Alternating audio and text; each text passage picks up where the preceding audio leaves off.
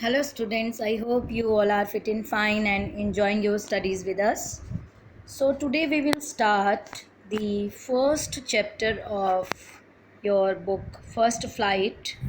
And the topic of the chapter is A Letter to God by G.L. Fuentes, a Mexican novelist, poet, and journalist. So, let's begin the story. This story is about a farmer, Lencho, and his absolute faith in God. So let's begin the story. The house, the only one in the entire valley, sat on the crest of a low hill. Here, house is referred as the house because it is the only one house situated in that entire valley. And from the height of that house, everyone is able to see the river and the field of ripe corn, which were dotted with the flowers. And it was a symbol that they are going to have a good harvest that year. And this house belonged to Lencho and his family. The only thing the earth needed was a downpour or at least a shower. It means the crops were in the need of rain. Throughout the morning, Lencho, who knew his fields intimately, had done nothing else but see the sky towards the northeast. Lencho, who was able to know the need of his fields, it means he knew that his crop needed rain badly. So he was hopefully sitting outside and just watching the clouds approaching from the northeast. Now we are really going to get some water, woman. The woman who was preparing supper replied, Yes, God willing. Now, when Lencho was sure that they are going to have some water, as he watched the clouds approaching nearer, so he told his wife that they are going to have rain. And the woman was also very happy, and he replied positively that yes, it is all the will of God. When the dinner was ready, she called out the children who were playing outside or working in the field. And when they were having dinner, just as Lancho had predicted, big drops of rain began to fall. So everything was going on according to the wish of Lancho. In the northeast, huge mountains of clouds could be seen approaching. The air was fresh and sweet. The man went out for no other reason than to have the pleasure of feeling the rain on his body. Lancho was very happy that his fields would have some rain and he would be able to get some good crop that year, and that's why he went out to feel the pleasure of rain on himself. And when he returned inside, he exclaimed with joy to his family that these are not the raindrops from sky, but these are coins. The big drops are 10-cent pieces and the little ones are fives. It is very symbolic here as he referred the raindrops with coins, because if his field would be able to get good rain, his crops would be better and he would be able to earn good money. That's why he referred the raindrops with coins. With a satisfied expression, he regarded the field of ripe corn with its flowers draped in a curtain of rain.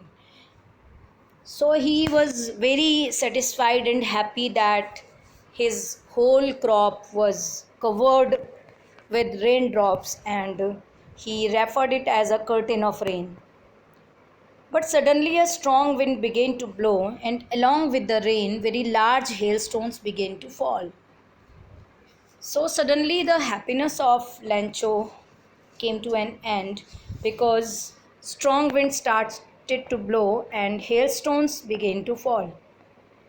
And now these hailstones were looking like silver coins. And the boys were excited and they went out to collect those hails. It's really getting bad now, exclaimed the man. When Lencho saw that the hailstones were increasing to fall, he was worried and he said that it's going to be very bad for his crops, and he hoped that it will pass quickly, but it did not happen because the hail rained everywhere for an hour continuously.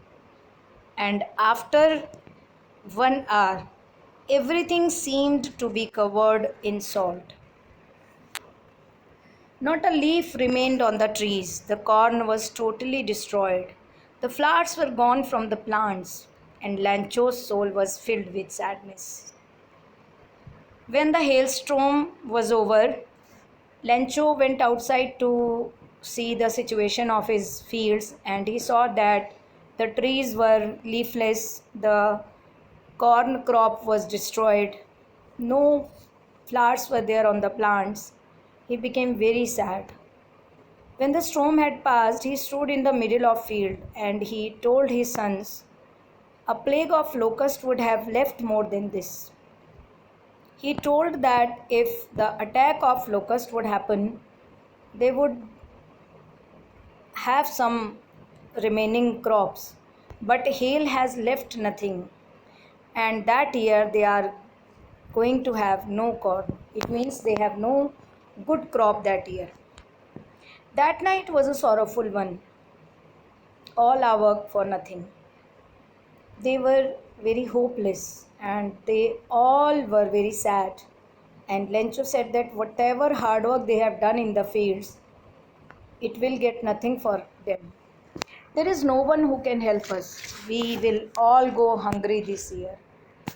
So they were just thinking about it that no one is there to help them, or if they will have no crops, they have to be hungry that year. But in the hearts of all who lived in that solitary house in the middle of the valley, there was a single hope. And that hope was help from God. As you know that when everything seems to be dead, still we have a hope of help from God in our hearts. We know that God will send some way of help to us. Don't be so upset, even though this seems like a total loss. Remember, no one dies of hunger. That's what they say. No one dies of hunger. Here, Lencho consoled himself and his family by saying that if there is God, no one dies of hunger. That's what they say. It means the religious scriptures say that no one dies of hunger. No one will remain hungry if God is there. All through the night, Lencho thought only of his one hope, the help of God, whose eyes, as he had been instructed, or we all have been instructed with this moral that when all the doors are closed, God is there to open his door for us. So, even what is deep in one's conscience, God is able to know that. God is omnipresent. So, he was just thinking how to get the help of God. Lencho was an ox of man. It means he was a very hard worker. And he worked like an animal in the fields. But still, he was literate. He knew how to read and write. So, next Sunday, at daybreak, he began to write a letter. He started to write a letter, and he thought that he himself would carry it to town and then place in the mail surely. And it was nothing less than a letter to God. He was writing a letter to God. God, he wrote. Now, here is the content of the letter. He wrote, God, if you don't help me, my family and I will go hungry this year. I need 100 pesos in order to sow my field again and to live until the crop comes, because the hailstorm had left nothing for us. So he had described the whole situation of his family to God, and he demanded 100 pesos. Pesos is the currency of many Latin American countries. The story is said there.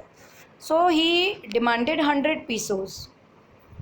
you can see that he is demanding only what he is in need. He was not a greedy person, because when we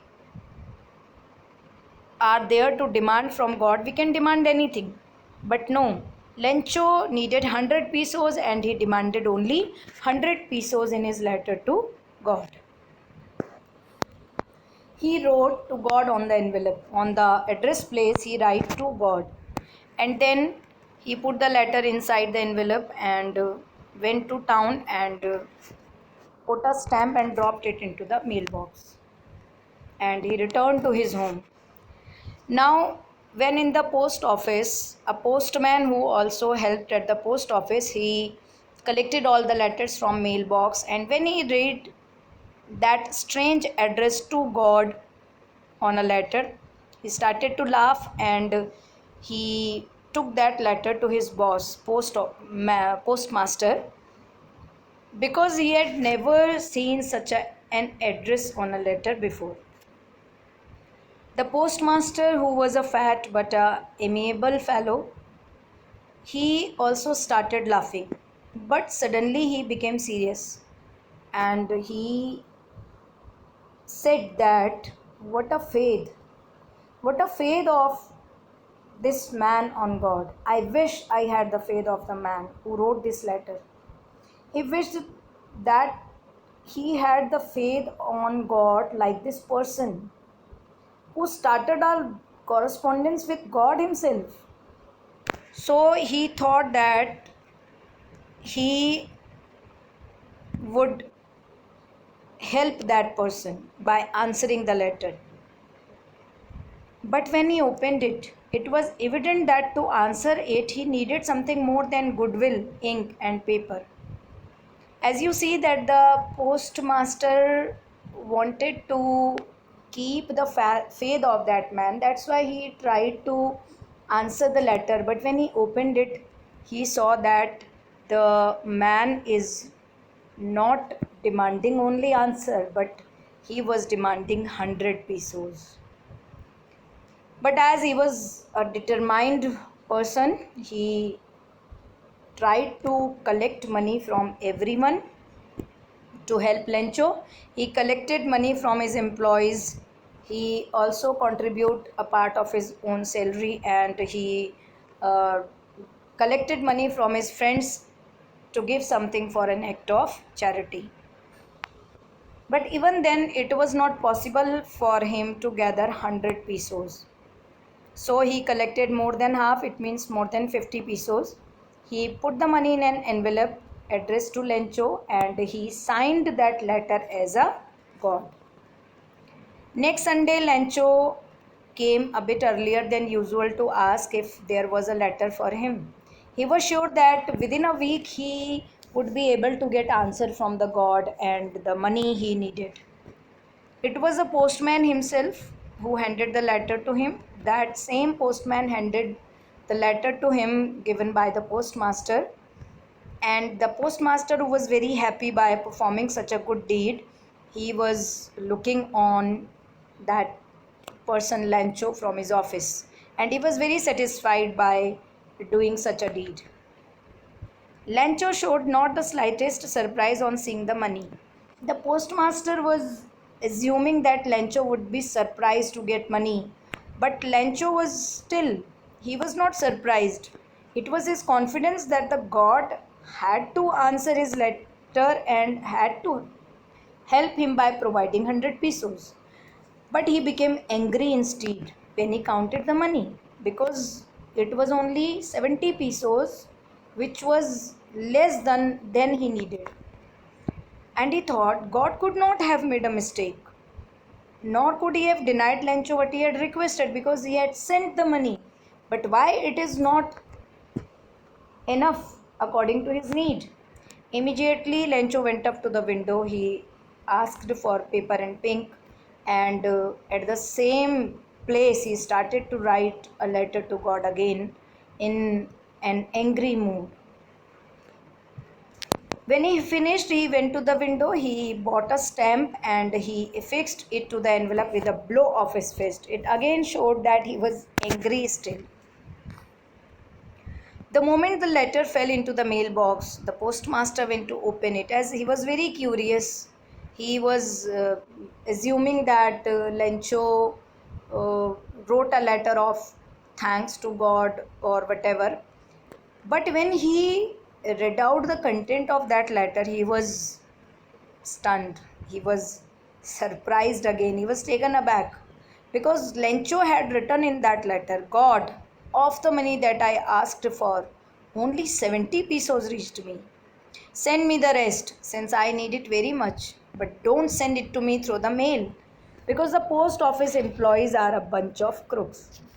So, when the postmaster read the content, he was unable to understand what to say because Lencho had such great faith in God that he thought God could not make a mistake.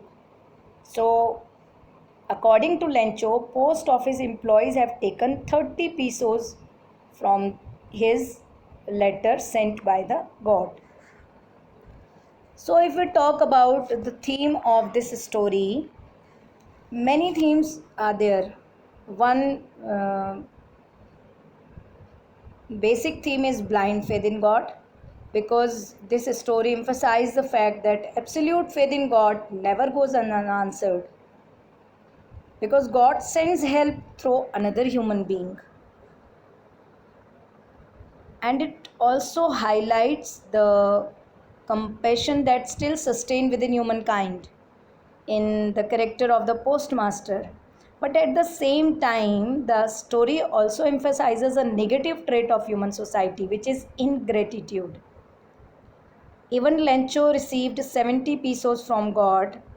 So rather than showing gratitude, Lencho showed distrust on the post office people. But I think there is no fault of him because uh, he was in the need of 100 pesos and he demanded 100 pesos, and that's why he showed such an expression there. So here is your home assignment, which is already given in your worksheet number 1. I hope you all have done this. I hope you all have enjoyed the story and got the moral.